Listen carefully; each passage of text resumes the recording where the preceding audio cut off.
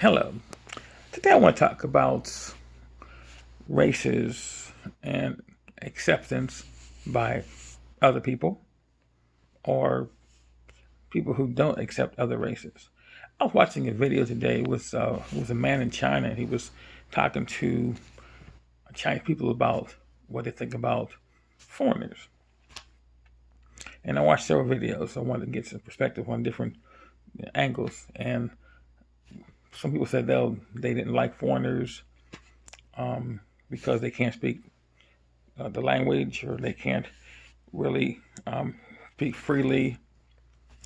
It was about language. It wasn't really about the race. It was about like if someone were to speak to me in English, we can just speak freely. There's no communication blockage. But if you speak broken English, then we can't speak.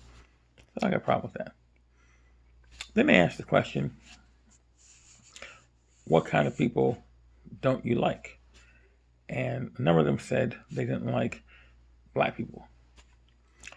And they said, why? And they said, well, because they're black. A lot of them just said, yeah, it's because they're black. And so I was kind of taken back by that. I've heard it before, but still, it's like, okay, so you're gonna tell me that you don't like someone because they're black. So, am I saying that people from Asia, or people from China, uh, Japan, Korea, whatever, but specifically Chinese, because I studied language, am I saying that they are racist? Yes and no. I think that they are um, culturally um, aligned to themselves with a certain preference. For example, there's a saying in Chinese that someone is um, white, young, and rich. So that means that if a guy wants to find a girl, then she has to be she has to have light skin. And if you notice, a lot of times we see Chinese people walking around in your city in the summertime, they'll have umbrellas because they don't want the sun to darken their skin. And then you would find that when a woman wants to make herself look more attractive, she puts on makeup, like the geisha style. Not maybe that intense, but still put makeup, and they make themselves look whiter. So to them, the lighter you are, the better you are. So that's the attitude. And so I think to myself, well, I'm not trying to date anybody from Asia. I'm married to a black woman, and I'm happy with that. But I think about the fact that what if I were to say to a Chinese person or say of Chinese people that I don't you know I don't like Chinese girls because they're small breasted, they're flat chested, they got flat butts. They got they got small waists. They're too skinny. They're not curvaceous. They don't have what I like. Now, how would that make them feel?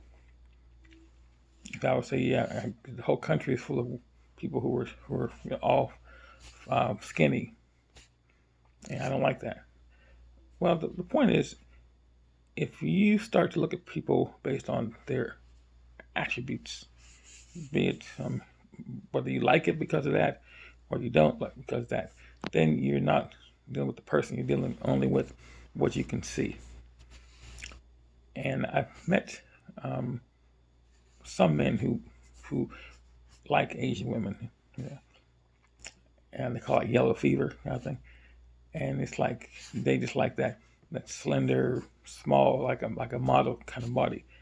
And it's like if you allow yourself to become involved in someone just because of their appearance, then you're never going to know who the person is because no matter how we look, we all have personalities. And I think that when you start to either prefer someone because of something, or you disqualify them because of something, you're not looking at the personality. You're only looking at the packaging. It's sad. So if I see someone like on these videos, and they say, "Oh yeah, I don't like black people because they're black." Well, I think I'm talking to someone who should be pitied, because I guarantee you, if you were to get involved with people, like if he were to go to Africa and spend time there, study the African language, the African culture, eat African food, he would start to have an affinity towards it, and he'd grow to appreciate it. And he would say, "Oh, yeah, there was a time when I didn't, but now I do." And that's the point. So you can't force someone to go into their future and say, "I'm going to adopt that mindset." It's like when a young boy or girl is like 5 years old, and they say, "Oh yeah, I don't." Boy say, "I don't like girls," and girls are icky, and the girls say, "I don't like boys." Well, you can't say to the person, in like 7 years, 10 years, whatever it's going to be, you're going to be like totally change your mind. You're going to be wanting to be with that other person, the other sex. You're going to want to spend time with them, and say, "No, yuck, yuck. I want." See, we can't force the person to see their future. So unless it's violence, that's their mindset, and that's just what it's going to be. But if you meet someone and they say, "Oh yeah, I don't like something," because they didn't experience it, or they experienced it one time and they formed an opinion based on that one experience. There's a saying that people who don't like pork never ate bacon, kind of thing. So again, I have lots of Chinese friends, like online, people I've met in class. But I will say this: the fact that I have been practicing and learning Chinese for almost seriously for about 6 years, I still do not feel comfortable going up to someone and say, "Hey, I like to speak Chinese with you," because I have tried to say something to them. Like, I remember one time I was walking and I saw this one Asian girl, and I would say something to her in Chinese. And she just walked past me like I didn't even exist. She didn't have any headphones or anything. She's like just just kept walking past me like I didn't even exist. So again, I was kind of put off by that. But the point is, if I have this preconceived notion that they don't like me because either I'm an older person, um, because a lot of people in Asia have a preference towards the youth, or if I'm a man, a big guy, or black, so I'm a older, big black man, so they might be afraid of me. People don't know that. I'm like I'm like this most gentle guy you ever want to meet, and I'm very youthful minded, and I don't look at myself as being, "Oh wow, he's gonna be 60 soon." I don't think about that. I'm just me. I'm just a guy. I'm just a person. And when I talk, I don't sound old. When I walk, I don't walk old. I don't think old. I'm just a guy. So again, you know, I don't know what's going to come out of this. Nothing. But what I'm saying to you is that I've experienced racism from Asians, from many races. But I do know that there are a lot of people who are also very accepting of me as a person. For example, on one of my language apps, I have over 1,300 friends, people who contact me and send me information saying help me with my English, help me with my Chinese, and they know me, and so it's like these people are friendly to me. And if they didn't like me, so who's this black guy? Like, I don't hide my face behind a cartoon or a mask. I'm just like, you see me, I'm this black guy with a gray beard. I'm just me. I'm trying to learn languages. I'm not trying to engage anybody. So my message is always to tell people things that will try to enlighten them. And I would just say this: before you judge someone, before you make a total statement of either acceptance or denial, get to know the person, because everything that has a certain appearance is not always that. It's like if a guy sees a woman and she's really pretty.